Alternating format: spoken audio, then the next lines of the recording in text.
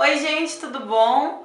Bom, hoje eu tô aqui, vim trazer para vocês um pouquinho sobre alguns estudos que eu tenho feito acerca da linguagem. E a linguagem, ela influencia muito em debates que a gente tem no dia a dia. E eu tenho percebido que o racismo, a questão do racismo no Brasil tem permeado muito o campo academicista. Conseguimos tomar as universidades, de alguma forma o racismo tem sido debatido por todos esses campos e isso é muito importante. É importante que esse problema social tenha chegado por meio de nós mesmos, negros, aos campos das academias, das universidades, e isso é uma vitória.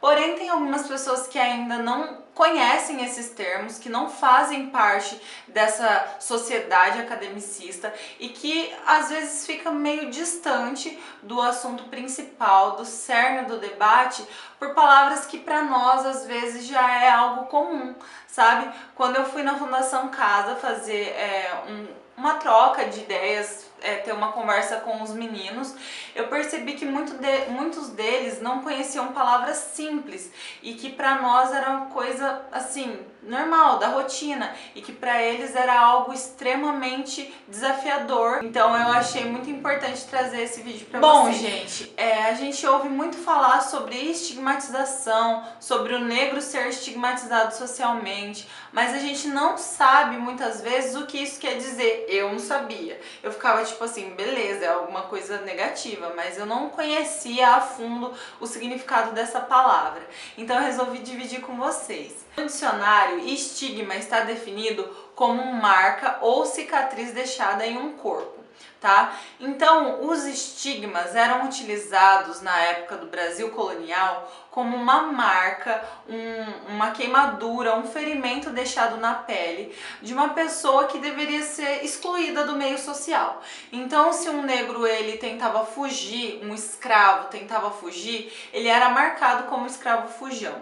E várias fazendas, vários senhores de engenho, eles tinham a própria marca deles e eles feriam a ferro, né, a ferro quente os escravos, para marcar como posse, se aquele escravo fosse o seu objeto, sua propriedade.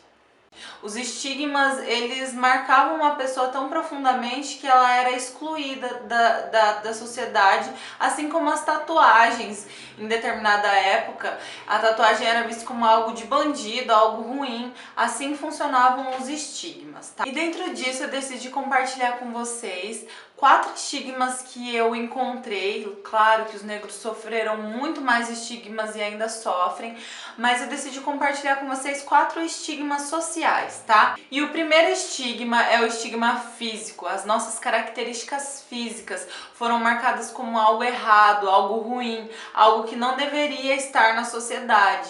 Então, o formato do nosso nariz, o formato do nosso cabelo, a textura do nosso cabelo, o formato dos nossos lábios e a cor da nossa pele. Então, a partir do momento que se estigmatizou o negro como sendo uma figura errada na sociedade, ruim, feia, a nossa pele passa a ser o nosso próprio estigma. Então, os nossos fenótipos passam a ser o nosso próprio estigma. E isso não tem como a gente se desfazer. Não é algo que a gente pode esconder. Por mais que a gente tente, como diz o Malcolm, quem ensinou a gente a alvejar nossas próprias peles? Mas por mais que a gente tente, o patriarcado foi tão racista e tão violento que ele ele estigmatizou a nossa pele, as nossas características físicas como algo ruim, e a gente não pode se desfazer dessa marca porque é algo nosso. Então eu acredito que foi o estigma mais marcante assim e mais violento que até hoje atinge tantas pessoas, que é o estigma físico. A segunda estigmatização é social e ela vem por meio da marginalização do povo que até então era escravo. A partir do momento em que esses escravos são libertos, eles passam a ser marginalizados. Então eles não podem ocupar os grandes centros das cidades e são empurrados para as periferias, para as margens. E isso dá início às favelas que nós conhecemos hoje. Então, com os direitos negados, sem direito algum, sem direito à alimentação, sem direito à moradia, sem direito à educação, essas pessoas são jogadas, são libertas e jogadas à sociedade à própria sorte. Não há um plano de governo para auxiliar essas pessoas, seja de forma financeira ou de forma psicológica. Não há uma reparação a todos esses anos de escravidão.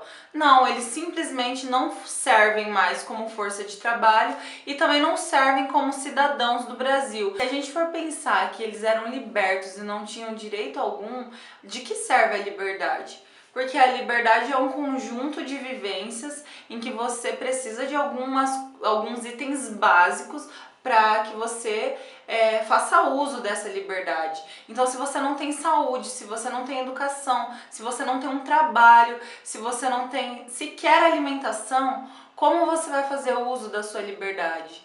Então, a partir dessa marginalização, veio a criminalização do povo negro. O terceiro estigma é o mais cruel e é o que mais mata todos os dias negros no Brasil, que é a criminalização.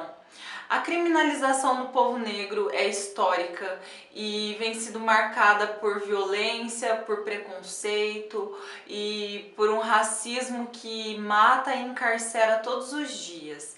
O IBGE aponta que 60% da população carcerária no Brasil é negra. E o encarceramento em massa é um plano de governo, um plano de atuação social. Assistam a 13ª emenda, já tem disponível no Netflix e vocês vão entender que esse é um plano de extermínio racial e que acontece no Brasil desde a época da abolição. No Brasil, a justiça é como o senhor de engenho e o sistema é como o capataz. Porque se não fosse assim, qual seria o motivo de Rafael Braga continuar preso por portar um pinho-sol? Entendeu? É por isso que a criminalização atingiu o povo preto e exterminou tantas pessoas e continua matando todos os dias, porque a justiça é racista. Um exemplo disso é a lei da vadiagem, que passou a valer após a abolição, e também a lei contra a capoeira no Brasil. Era proibido, então, os escravos, ex-escravos, lutarem ou dançarem capoeira. Era proibido um escravo, ex-escravo, estar em situação de mendigo ou de embriaguez. Mas quem estava nessa situação nesse período da história? Negros, porque os negros não tinham nenhuma outra forma de sobreviver, então eles tinham que mendigar. Tudo isso era um plano do governo para encarcerar povo pobre, preto, e que até hoje continua em plena atuação, né, no Estado, no governo desse país. O quarto estigma é o racismo científico.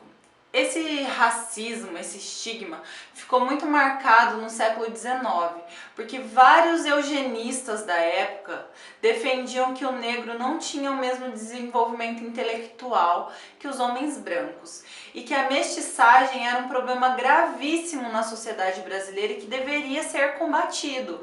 Então, pessoas como Monteiro Lobato e Nina Rodrigues buscavam provar que essa mestiçagem toda que estava acontecendo no país estava degradando com a raça, estava degradando com a sociedade brasileira. Em 1882 aconteceu no Rio de Janeiro a primeira exposição antropológica do Brasil, em que cientistas mostravam que homens negros tinham mais desenvolvimento físico para o trabalho, né, óbvio, do que intelectual comparado aos homens brancos. Nessa exposição também ocorreu uma comparação com indígenas, só que como a população indígena representava menos que 4% na época, o tema não era tão debatido, porque o extermínio já tinha sido efetivado.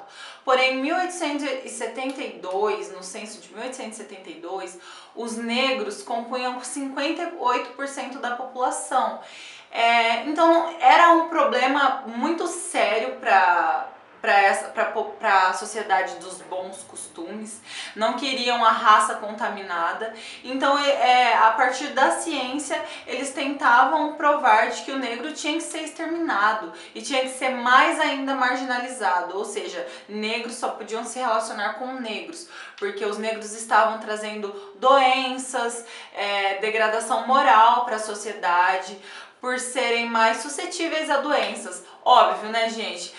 pessoas que são marginalizadas, que têm direitos básicos negados como alimentação e saúde. É óbvio que essas pessoas morreriam mais cedo e seriam acometidas por mais tipos de doenças, né?